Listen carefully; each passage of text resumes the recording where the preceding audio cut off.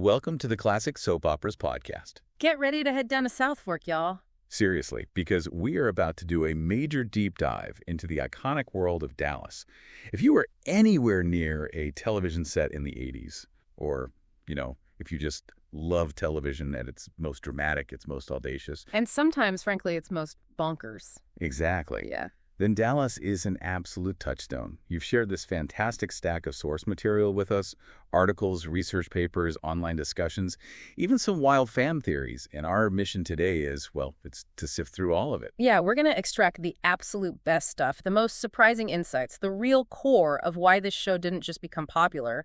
It became a global cultural phenomenon. Think of this as our journey together through your material, like a shortcut to uncovering the juiciest details of Dallas. That's right. We're going way beyond the theme music and those instantly recognizable shoulder pads. Oh, the shoulder pads. We're going to unpack the truly accidental way this show even came into existence, the family feuds that had millions glued to their screens every single week. Those absolute unforgettable cliffhangers, and yeah, we all know which one we really mean. Oh, definitely.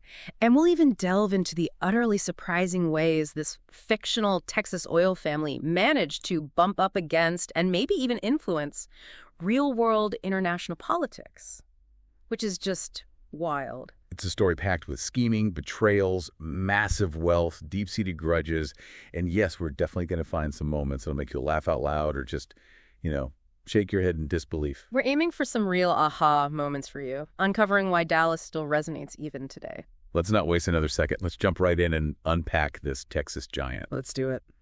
So to kick things off, how did this legendary show even come to be? Because when you look at the finished product, the opulence, the oil wells, the sheer scale of the trauma, it feels so deliberate. But the sources suggest it wasn't planned out quite like that from the start. What's absolutely fascinating right at the beginning is how far the initial concept was from the Dallas we ended up watching for, over a decade? The creator, David Jacobs, first envisioned something much smaller in scale. His idea was a drama centered on four married couples exploring their relationships.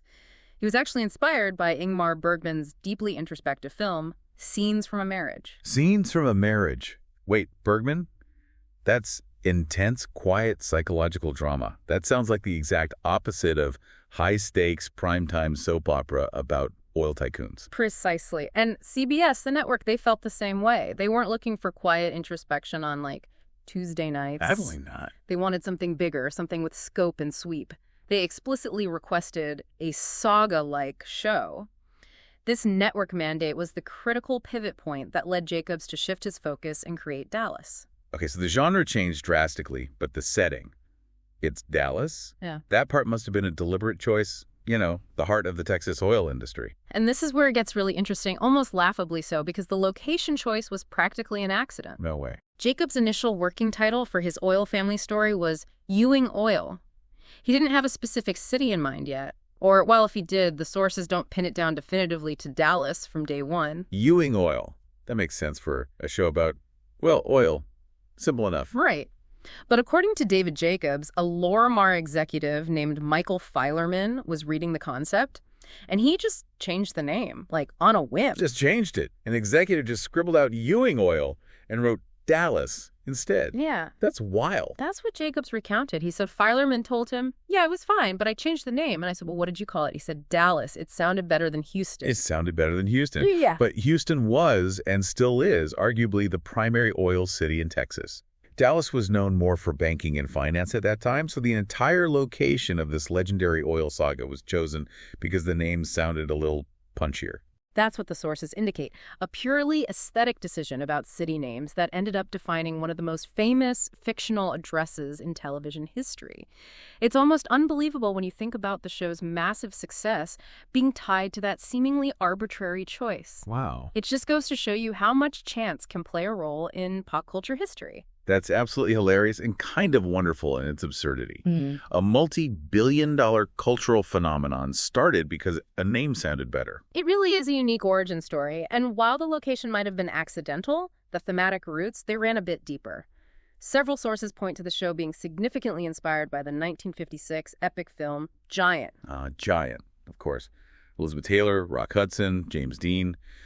That movie was all about the clash between old Texas money from cattle and the new wealth from oil. Exactly. It depicted the struggles and rivalries between wealthy oilmen and cattlemen in Texas, much like Dallas would.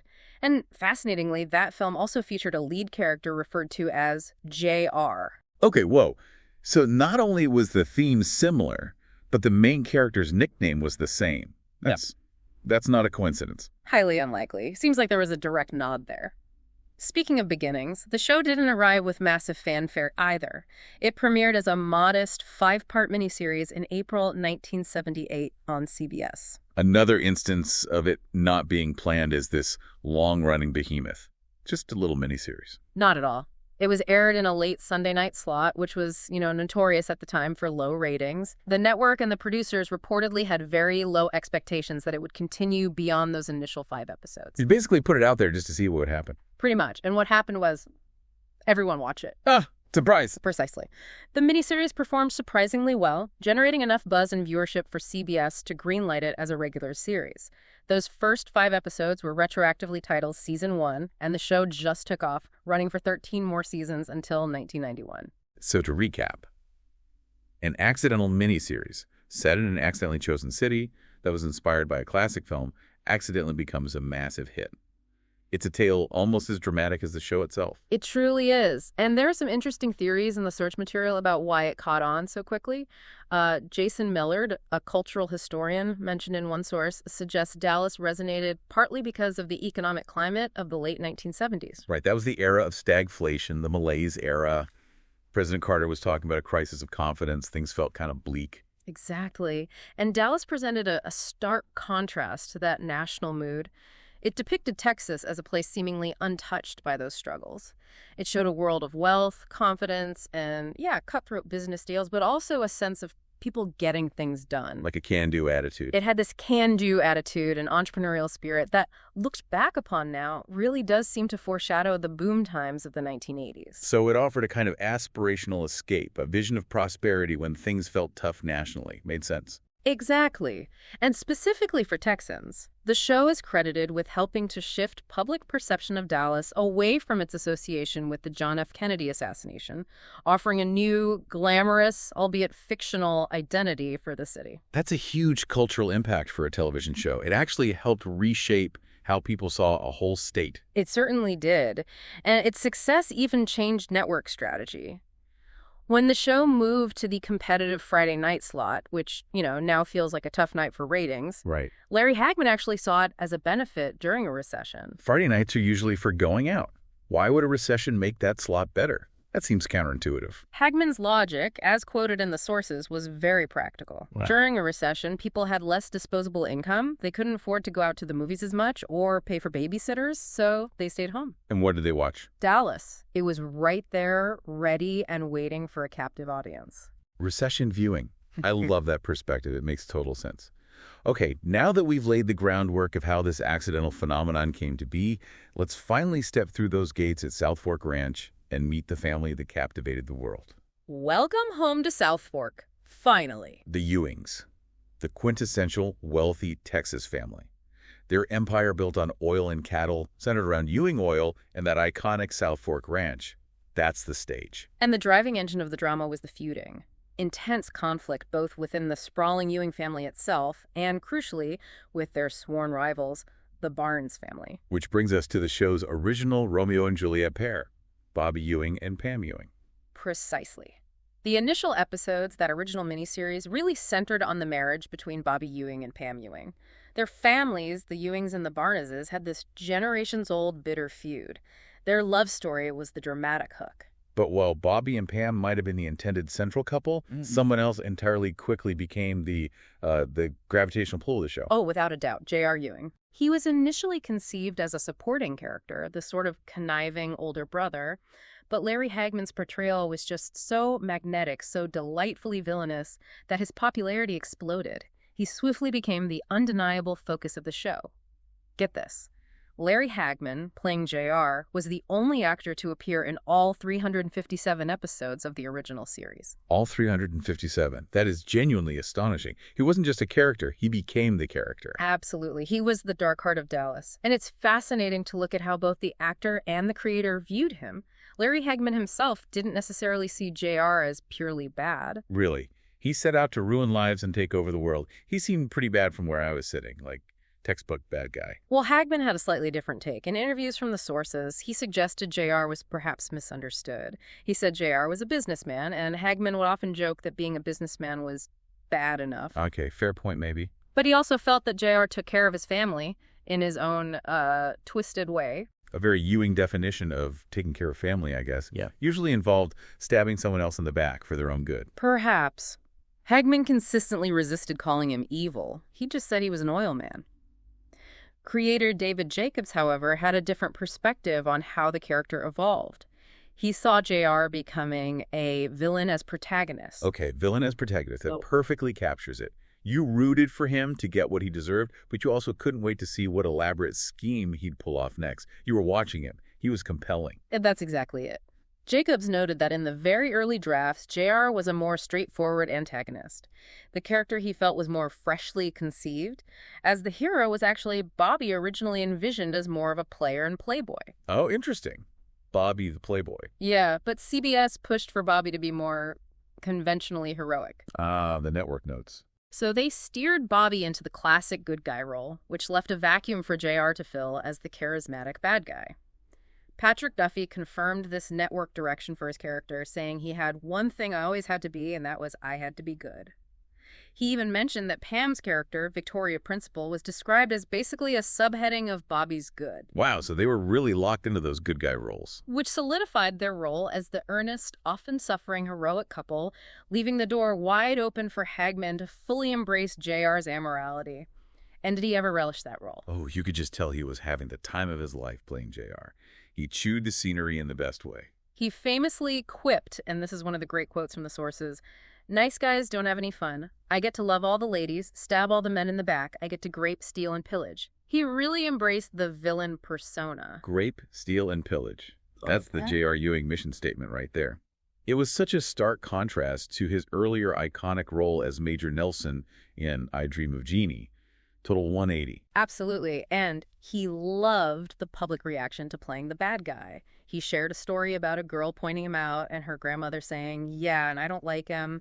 Hagman's reaction, he found it great to be that rotten and be so popular. That ability to be despised on screen but beloved off screen is the sign of a truly great character and performance. It's that magic. It's that magnetic quality of a well-written, perfectly played villain. People just couldn't get enough of seeing what JR would do next, even if they knew it would be awful. You kind of rooted for his schemes in a weird way. Definitely. And despite all the external trappings, the helicopters, the private jets, the fancy cars, the constant talk of oil deals, the sources consistently highlight that the core of the show, what kept people invested, was the family itself. Right. It wasn't just about business deals. It was about how those deals, those betrayals, those secrets impacted the relationships within the Ewing family and the conflict with the Barnes family. That was the real juice. Exactly. As one source put it simply, the stories about the family. The wealth and power were just the backdrop for intense personal drama. Okay, so we have the accidental origins, the setting, and the core conflict driven by the accidental protagonist, JR. Let's spend some time now with some of the key family members and explore the dramatic, often tumultuous arcs they went through. A perfect transition. Let's dive deeper into the life of Sue Ellen Ewing. Ah, Sue Ellen, Linda Gray's character. Trapped in that marriage to JR, her journey was one of the most heartbreaking and eventually one of the most empowering on the show. A real roller coaster. Sue Ellen's story is incredibly compelling. She entered the Ewing orbit as a former Miss Texas. She'd won the title in 1967 and actually met JR when he was a judge in the pageant. They married in 1971. Beauty queen marries the wealthy oiler. Sounds like a classic setup for a soap. It does. But the fairy tale didn't last long. Their marriage deteriorated quickly and dramatically, largely due to JR's ceaseless affairs, his blatant disregard for her feelings, and just his general cruelty. Which understandably led her to a place of deep unhappiness and seeking solace elsewhere. You couldn't blame her, really. Exactly. She began an affair with JR's most hated enemy, Cliff Barnes. This affair wasn't just about personal connection. It added immense fuel to the already raging Ewing-Barnes feud, raising the stakes considerably. Oh, the drama. Sleeping with the enemy. And then came the pregnancy. which added a whole new layer of complication to the affair with Cliff. A layer of major confusion and drama. Sue Ellen believed, or desperately hoped, that Cliff was the father of her child. This belief stemmed from the fact that she and JR had been married for years without conceiving, and their relationship had become so estranged that, intimacy was rare or non-existent. Right. The stress and unhappiness of the situation, combined with the crumbling marriage, led her to start drinking heavily during her pregnancy. JR's reaction to her drinking and her state of mind was, well, it wasn't supportive, to say the least. Typical JR. No, it was controlling and cruel. Fearing for the child and perhaps wanting to maintain a certain image, JR had her committed to a sanitarium in an attempt to force her into sobriety. Committed her.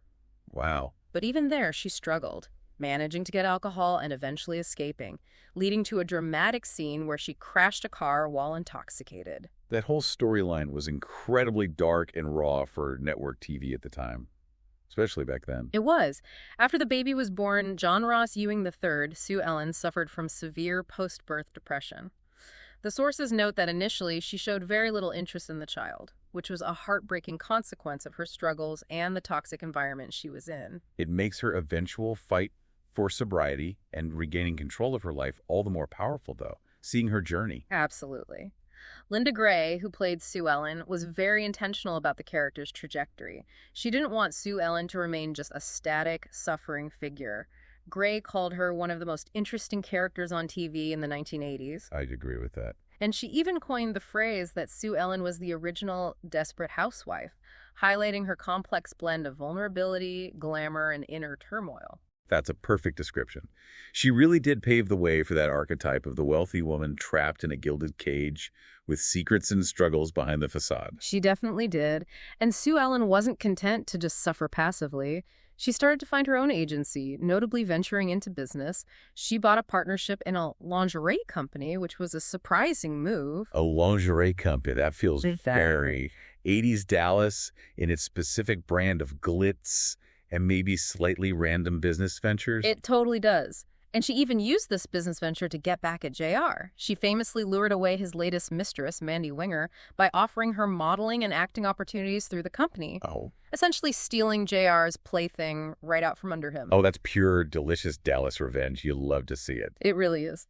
Their conflict escalated dramatically after a brief, failed attempt at reconciliation. JR, in a move of ultimate control and cruelty, hid John Ross away from Sue Ellen. Hit her son. Oh, JR. Desperate to find her son, Sue Ellen, along with her new lover, Nicholas Pierce, confronted JR, demanding to know where John Ross was. And that led to the famous balcony scene years before the Who Shot JR cliffhanger, but still incredibly dramatic. Exactly. A violent struggle ensued on the balcony, and Nicholas Pierce was thrown over the edge to his death. Oh, my God. In the chaos that followed, Sue Ellen grabbed a gun and shot JR. She shot him. How many times was it? I forget that part. She shot him 3 times. Yeah. Of course, being JR, he survived. Naturally. And in a typical Dallas twist of South Fork justice, neither Sue Ellen nor Nicholas Pierce were ever indicted for the shooting or the death on the balcony. Unbelievable. Only on Dallas. Just walk away. She eventually left the show, reportedly feeling the character's struggle with alcoholism had become a bit repetitive. But Sue Ellen's story wasn't over. She came back for the reunion movies, right? And the revival. Yes, and significantly, she returned for the 2012 revival series on TNT. In the revival, her character had evolved dramatically. She was portrayed as a powerful, successful woman in politics, even mounting a campaign for governor of Texas. From vulnerable, suffering wife to political powerhouse. That's an incredible transformation and testament to the character's resilience. Good for her. It really is. But even with her success, the sources highlight that she still harbored regret, particularly for her past mistakes as a mother to John Ross. There was a powerful moment filled with tension and nostalgia when she first came face-to-face with JR again in the revival. I can only imagine that scene. All that history and pain just sitting right there between them. Must have been electric. Old habits and dynamics definitely resurfaced. She quickly became wary of JR's scheming once again. Her storyline in the revival also involved a complicated relationship with Harris Ryland, Bobby's ex-wife Ann's truly villainous ex-husband. And Ryland was bad news. And even became entangled in covering up a death which was ultimately ruled unalived. More dark secrets and high stakes. Never a dull moment for Sue Ellen. And sadly, despite her past sobriety, her struggle with alcoholism returned in the revival series, particularly under stress, further complicating her relationship with John Ross. Oh, that's tough to watch. She also faced immense anger and betrayal when she finally learned the truth about JR's illness and his complex final plan, which Bobby and his associate Bum had kept from her. Linda Gray's performance as Sue Ellen earned a lot of critical acclaim over the years, didn't it? She had to carry so much. She was nominated for both Emmy and Golden Globe Awards for her portrayal. Her ability to convey such a range of emotions, from deep despair and vulnerability to newfound strength and cunning, made Sue Ellen one of the most enduring and compelling characters on television. Truly iconic. And then there's Bobby Ewing, played by Patrick Duffy, the good brother, the moral center, usually. Yeah. The anti-JR. That was Bobby's core role, the virtuous contrast to JR's villainy. He was the family man, deeply connected to South Fork Ranch, often portrayed as the bridge between the old ways of cattle ranching and the new world of oil, though he often prioritized the former. And he made that crucial promise to his mother, Miss Ellie, about the land. That was huge. Yes, his unwavering promise to Miss Ellie that he would never allow oil drilling on South Fork was a defining characteristic and a constant point of conflict with JR. This promise was so fundamental to Bobby's character that it even carried over and became a central tension in the 2012 revival series. That connection to the land versus JR's hunger for the oil beneath it really crystallized their fundamental differences, didn't it? It did. As we touched on earlier, while creator David Jacobs initially saw Bobby as a more complex Playboy figure, the network's insistence on a conventionally heroic protagonist solidified Bobby's role as the earnest, upright brother. Patrick Duffy himself embraced this mandate, focusing on making Bobby the reliable, good guy, even when surrounded by chaos. He had to be the rock. And then there's Pam Ewing, played by Victoria Principal. Bobby's wife, the Barnes, who married a Ewing, constantly caught between the warring families. Her position was so tough. Pam's journey was marked by significant personal struggles. One of her longest-running and most painful storylines involved her issues with infertility. This led to immense guilt, feelings of inadequacy, and at one point, the sources mention her contemplating being unalived due to the emotional toll. That's incredibly difficult subject matter for a primetime show, especially back then. Really heavy stuff. It was. She also endured a horrifying trauma after being raped by Roger Larson. The sources note she subsequently had to terminate the pregnancy that resulted from that assault. Another very heavy and sensitive storyline the show tackled. Victoria Principal played those struggles so intensely. You really felt for Pam. She did. Victoria Principal ultimately departed the series in 1987. Of course, the show had a large ensemble cast who were crucial to filling out the world of South Fork and the drama surrounding the Ewings. Like the matriarch Miss Ellie and the patriarch Jock. The foundation. Absolutely, the foundation of the family. And characters like Lucy Ewing, Pam's friend, who was later revealed to be Ray Krebs' niece, talk about a tangled web. Seriously. Twists upon twists. And Ray Krebs himself, the ranch foreman who discovered his true parentage as Jock's illegitimate son, another bombshell? So many secrets and revelations packed into that family tree. It kept you guessing. It's what made the show so compelling. A truly complex, often dysfunctional, but always dramatic family at the center of it all. And speaking of drama, Dallas wasn't just good at telling family stories. It was the master of the cliffhanger, like the absolute peak. Oh, Dallas elevated the season finale cliffhanger to an art form. And the most iconic moment in the show's history, arguably in television history, centers around one of them. You can only be talking about one thing. The question that literally stopped the world. Who shot JR? The ultimate TV mystery. I remember the buzz around that. It was inescapable. It was the season 3 finale, titled A House Divided, which aired in March 1980. The episode ended with JR being shot by an unseen assailant as he stood alone in his office. The screen immediately cut to black. Boom. And fans had to wait how long to find out who did it? It felt like forever. 8 agonizing months. The resolution wasn't revealed until the 4th episode of season 4, titled Who Done It?, which aired in November 1980. That waiting period created a cultural frenzy that is just hard to replicate today. You just couldn't escape it, could you? It was everywhere. On the news and magazines. Absolutely everywhere. Speculation ran rampant. One of the most famous anecdotes is that bookies in London's financial district were actually taking bets on the shooter's identity. Can you imagine? Betting on a soap opera plot point? That's amazing. The phrase, "Who shot JR?" became shorthand for any major, unresolved mystery in news or pop culture. And there's the legendary story about the Queen. Did that really happen? Yes. Reportedly, even Queen Elizabeth II herself asked Larry Hagman who had shot his character when she met him. His response: he supposedly replied, "No, ma'am, not even you." Huh. Brilliant. A true professional, keeping the secret right to the very top. That's incredible dedication to maintaining the suspense. I heard they even went to extreme lengths during filming to keep it under wraps. They absolutely did. To prevent leaks, multiple cast members and even some crew members filmed scenes where they appeared to be the shooter. They shot an elaborate gag reel where various people shot Hagman as a deliberate misdirection. A gag reel! That's fantastic! To confuse anyone trying to sneak a peek or listen in on set. That's brilliant guerrilla tactics for secrecy. And it worked beautifully. The impact on pop culture was immense. Besides the bookies and the Queen, the phrase and the event were referenced constantly. How did it show up in other shows? I remember seeing references, but... Oh, everywhere. The Fresh Prince of Bel-Air had a reference. Saturday Night Live did a skit when Charlene Pilton, who played Lucy Ewing, hosted, centered around a similar event. Happy Days famously did a parody where Fonzie gets shot in the behind, naturally. Fonzie shot in the end. Okay, that tracks for Happy Days. The Jeffersons did an episode titled As Florence Turns, where the maid Florence writes a script about a ruthless tycoon who shot GR. Even a Finnish tabloid newspaper is noted in the sources for running the headline, "Today on TV, JR is shot," right beneath the headline about Reagan can't make it to the funeral of Brezhnev, creating this unintentionally comical juxtaposition. That's a truly global reach for that headline moment. Yeah. It just permeated everything. It's been referenced in movies like The Wedding Singer and later TV shows too, like Father Ted, The Simpsons, where Who Shot Mr. Burns is a direct parody, but they also had other nods like Homer wearing an I Shot JR shirt in Desperate Housewives. The cultural footprint of that single event is massive. It's still referenced today. And behind the scenes, that cliffhanger had a huge impact on Larry Hagman's career and the show itself, right?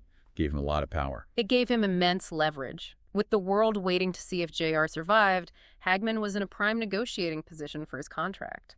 Reports indicate he threatened to leave the show unless his significant salary demands were met. Wow, holding the show hostage. Lorimar and CBS, knowing they couldn't possibly continue Dallas without JR, ultimately capitulated, though not before leaking rumors they might recast the role to pressure him. But Hagman held firm and prevailed. Good for him. He knew his value, and the network learned the hard way that JR was indispensable. You couldn't just swap him out. That episode, Whodunit, revealing Kristen Shepard, JR's sister-in-law mistress, who is also pregnant with his child, as the shooter, is credited with popularizing the season finale cliffhanger format in American television. It's recognized by TV Guide as one of the TV's top 100 episodes of all time. Its impact was undeniable, changed the game. But if Who Shot JR was the show's greatest cliffhanger success, there's another one that's, well, infamous for all the wrong reasons, the one that infuriated fans. Ah, yes, the dream season, season 9. Oh, boy. The season 8 finale had shocked everyone by killing off Bobby Ewing. A main character, gone. Yes, Patrick Duffy had decided to leave the show to pursue other creative opportunities, and his character Bobby was tragically unalived in a car crash. It was a huge deal. And the show didn't fare so well without Bobby's balance to JR's villainy, did it? The dynamic was off. Ratings reportedly sagged significantly after Bobby's departure. The production company, Lorimar, was keen to get Patrick Duffy back to boost viewership and restore the show's core dynamic. They eventually persuaded Duffy and producer Leonard Katzman to return. But bringing a character back from being dead presents a bit of a narrative challenge, doesn't it? Like a major one. A major one. And their solution was one of the most controversial moves in television history. At the very end of season 9, in the episode Blast from the Past, Pam Ewing wakes up in bed, hears the shower running, goes into the bathroom, and finds Bobby Ewing alive and well. Dun-dun-dun. In the shower. The entire season that had just aired, all the storylines, all the character developments, all the dramatic events that occurred after Bobby's death was revealed to have been just a long, elaborate dream Pam had. Poof. Gone. The shower scene. It's become shorthand for a ridiculous plot twist that undoes everything. Like the ultimate reset button nobody asked for. It absolutely is, and it was met with significant backlash from the audience. Sources describe the network losing at least 10% of its audience, and the move is widely considered the moment the show began its decline. People were offended that their investment in an entire season's worth of storylines was just nullified. It feels like a betrayal of the viewer's trust. You watched a whole year, And then, just kidding. It absolutely does. It's been called the mortal sin of Dallas, and one source described it as blowing up the show's believability with a nuclear bomb. If you had characters grieving, making major life changes, getting into new relationships based on Bobby being gone, and then suddenly, nope, dream sequence, it erased a year of canon. And the cast wasn't happy either, were they? I remember reading about that. Reportedly not. Steve Canale, who played Ray Krebs, is quoted as saying that various cast members were pissed because their own character storylines and hard work from that season were essentially rendered meaningless by the dream reveal. All that character development gone in a puff of dream logic. I can completely understand their frustration. All their performance work, all the writing, just erased, thrown away. It was a creative gamble that, while it brought Bobby back, alienated a significant portion of the audience, a real shark-jumping moment for many. Despite the larger-than-life drama and sometimes outlandish plot twists like the dream season, the show did, on occasion, tackle surprisingly serious, even taboo, topics for primetime television in the 80s. They certainly did. One storyline highlighted as particularly poignant and challenging was the one involving Ray Krebs' cousin, Mickey Trotter. Mickey came to South Fork and developed a relationship with Lucy Ewing, who at the time was still recovering from immense trauma, including having been raped and having had a terminated pregnancy. That's a lot of heavy history for Lucy already. Poor Lucy went through so much. It is. And then, in a dramatic turn, Mickey was severely injured in a car accident caused by a drunk Sue, Ellen and JR's enemy, Walt Driscoll. Mickey was left paralyzed and in a coma. His mother, Lil, was faced with the agonizing decision of whether to let him unalived with dignity. Oh, that's heartbreaking. Ray, his cousin, helped Lil make the difficult choice and actually took the blame for turning off Mickey's life support, ultimately receiving a suspended sentence. Wow. That story touches on so many difficult subjects: drunk driving, severe injury, the incredibly painful decision of euthanasia, and the legal consequences. Very complex. It's noted in the sources as a storyline that tackled a difficult subject head-on, with euthanasia being openly discussed on a major network television show, which was pretty groundbreaking at the time. It shows the show was capable of depth beneath the melodrama. What other sensitive issues did they address? Were there others? There were several. Miss Ellie had a significant storyline battling breast cancer, which was handled very thoughtfully. As we mentioned, Pam contemplating being unalive due to her guilt over infertility issues was explored.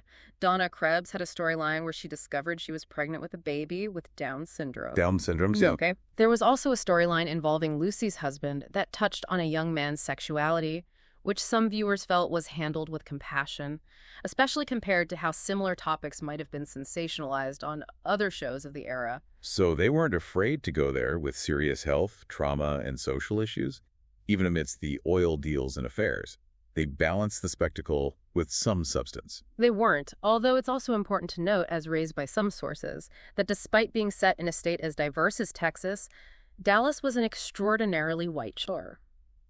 Characters of color were overwhelmingly relegated to minor roles, primarily servants or waitresses. Yeah, that's a fair critique. Which is a valid point about its representation or lack thereof. A significant blind spot, given its setting and massive reach. Something to keep in mind. It's definitely something to consider when looking at the show's overall legacy and cultural reflection. And speaking of reach, Dallas wasn't just a phenomenon in the United States. It was absolutely massive around the world. Global domination.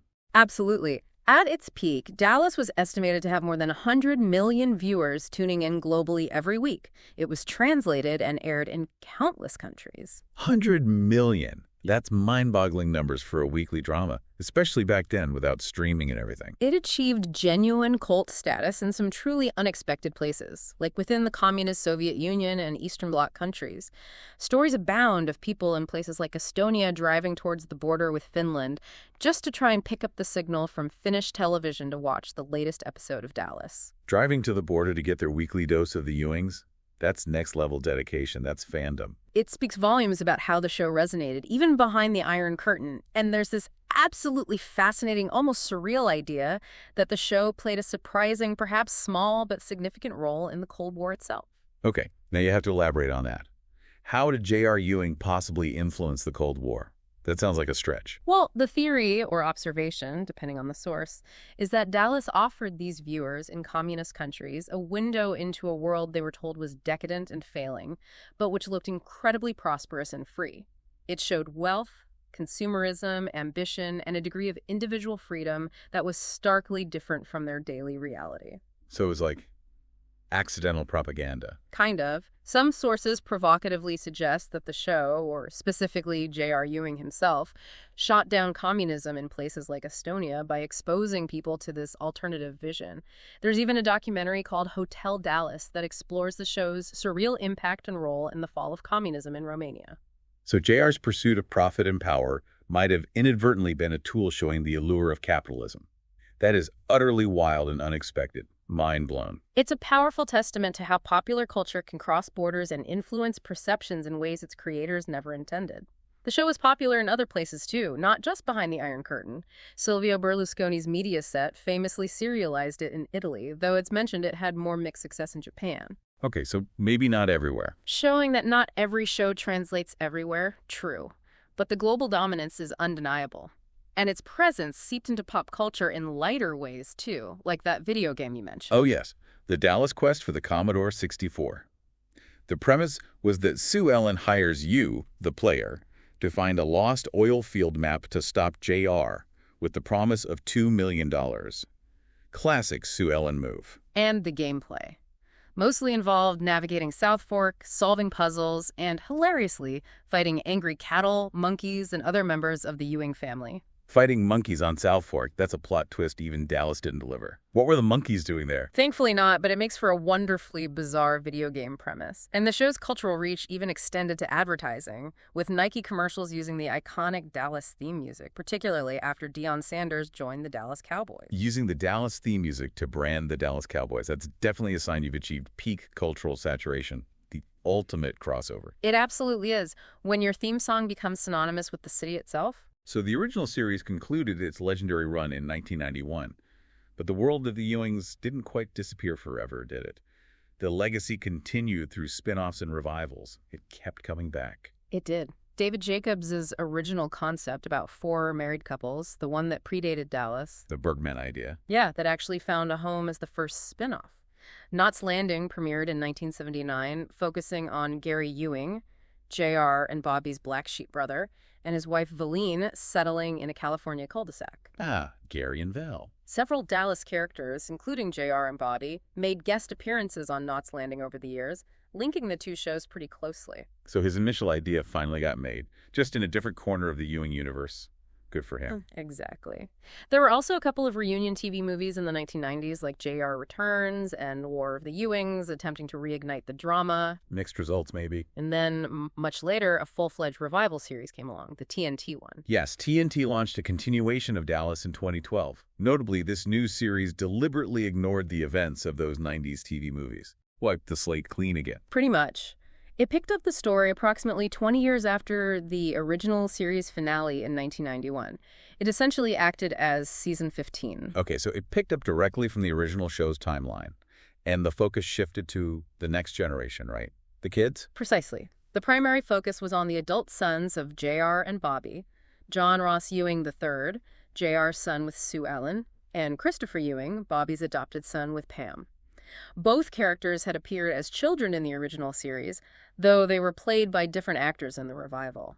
That must have been exciting for longtime fans, seeing the kids taking over the reins, so to speak. And they managed to bring back some of the original cast, too. That was key, right? Crucially, yes. Patrick Duffy returned as Bobby, Linda Gray as Sue Ellen, and most significantly, Larry Hagman returned as J.R. in major roles. Their presence anchored the new series and provided that vital link to the past. Having J.R., Bobby, and Sue Ellen back was probably essential to capturing the old magic. It wouldn't have felt like Dallas without them. Absolutely. Other original cast members also made guest appearances, including Ken Kercheval as Cliff Barnes. Cliff. Steve Canale as Ray Krebs, Charlene Tilton as Lucy Ewing, and even Ted Shackelford and Joan Van Ark reprised their Knots Landing roles as Gary and Valine Ewing for a key episode. A proper Ewing family reunion across the universe. That's great. And the central conflict in the revival mirrored the original series, but with the sons. History repeating itself. It did. John Ross was written as a direct heir to J.R.'s ambition and ruthlessness, focused solely on expanding the oil empire and acquiring power. Christopher, on the other hand, mirrored Bobby's values, more interested in preserving South Fork and venturing into alternative energy sources like methane hydrates. Well, oil versus alternative energy. Modern twist. Exactly. This created a new generational clash over the future of the ranch and the family business. The fight over drilling on South Fork passed down to the next generation. It brings it all full circle.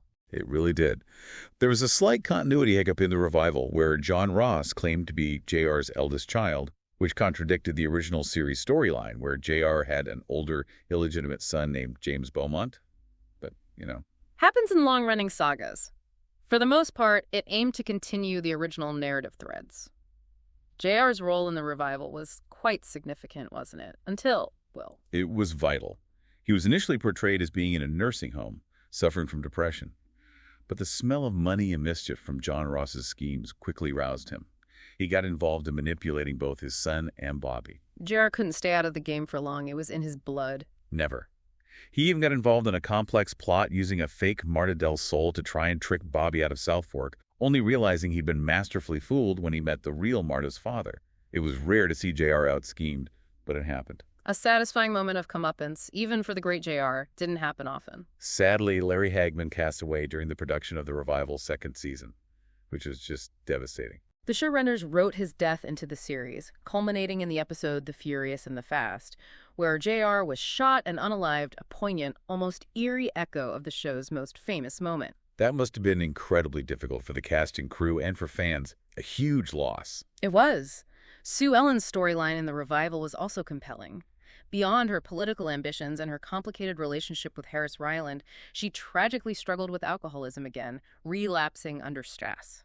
A persistent demon she couldn't quite shake. So sad to see her fall back. It was.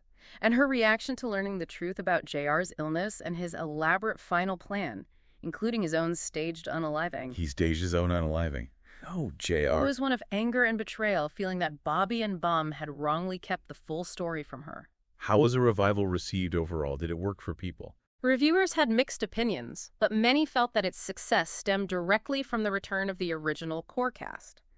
Sources noted that Patrick Duffy, Linda Gray, and Larry Hagman were all in fine form, providing the necessary gravitas and connection to the show's history that made the new generation stories feel like a true continuation, not just a remake. It sounds like they managed to recapture some of that classic Dallas spark, at least for a few seasons before it ended. They absolutely did. Bringing the originals back was the key. Wow. We have really done a deep dive today. We've covered the utterly surprising, almost accidental ways this show began, from a quiet Bergman-inspired concept to a name chosen because it sounded better than Houston. Just amazing. We've explored the core conflict between the Ewings and Barnes, the magnetic villainy of J.R. Ewing, and how he wasn't seen as entirely bad by the man who played him. Which is still wild to me. The incredibly dramatic and often heartbreaking journey of Sue Ellen, Bobby's role as the steadfast good brother, and Pam's personal struggles. We spent time on the unforgettable Who Shot JR phenomena that stopped the world and changed television history, the incredibly controversial Dream season that alienated viewers and anchored the cast. The dreaded Dream season. And how the show, despite its melodrama, tackled sensitive issues like serious illness, trauma, including being raped, terminated pregnancy, euthanasia, and even sexuality, even if its representation wasn't always perfect. And we looked at how this Texas saga went global, captivating audiences behind the Iron Curtain, and even getting credited with playing a small, unexpected role in real-world events like the fall of communism. Still can't quite wrap my head around that one. Before continuing its legacy through a successful spin-off and a surprising revival series. It's quite a journey for a show that started with such low expectations in a late-night slot. Just phenomenal success against the odds. So, here is a provocative thought for you to ponder as we wrap up. How did a show that began life as a quiet, character-focused miniseries, set almost by happenstance in a city not primarily known for the industry it depicted, manage to explode into a global phenomenon so powerful it not only spawned countless imitators and perfected the cliffhanger, but is even suggested to have played a tangential role in major geopolitical shifts? That's some serious, unexpected television power, isn't it? It's more than just a TV show. It certainly makes you think about the profound, sometimes unpredictable impact that popular culture can have on everything. That wraps up our deep dive into the dramatic and endlessly fascinating world of classic soap operas, focusing today on the legendary Dallas. Thank you so much for joining us and, more importantly, for providing the incredible source material that made this whole exploration possible. We couldn't do it without you. It was a pleasure revisiting South Fork and all its schemes. Thanks for having me. If you enjoyed this deep dive and uncovered some surprising facts or favorite moments, please make sure to like this deep dive right now. It really helps us out. And definitely subscribe to the show for more fascinating explorations like this. Please do. Finally, please leave a comment below telling us your favorite Dallas moment, the most surprising fact you learned today, or which Ewing you think was the most manipulative. JR seems obvious, but maybe there's a dark horse candidate. Ooh, good question. We'd love to hear your thoughts and continue the conversation in the comments. Connecting with you and other listeners is what makes these deep dives so rewarding. Until next time, keep exploring and try not to get involved in any multi-million-dollar oil deals or family feuds. Maybe stay out of the shower, just in case.